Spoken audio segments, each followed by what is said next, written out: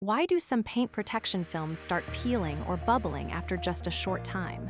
The answer often isn't in the adhesive itself, but in a high-tech process called corona treatment. And this step determines whether your PPF sticks firmly and lasts for years. Most people know that PPF is made of a TPU-based film plus coating and adhesive layers. The challenge is that films like PET have very low surface energy, making it hard for adhesives to bond. That's where corona treatment comes in. Using high-frequency, high-voltage discharge, corona treatment creates plasma on the film surface. The plasma is powerful enough to break molecular bonds, roughening the surface and adding polar groups. The result: the surface becomes more wettable, gripping adhesives and coatings far more securely. Think of it like opening pores on the film surface, so it can really lock onto the adhesive.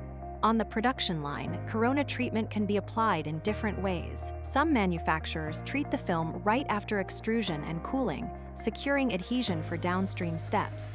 Others treat the film again before coating or lamination to prevent surface energy loss during storage. And top players may use dual treatment, ensuring both immediate adhesion and long-term stability. The advantages are clear. It runs inline at high speed without slowing production.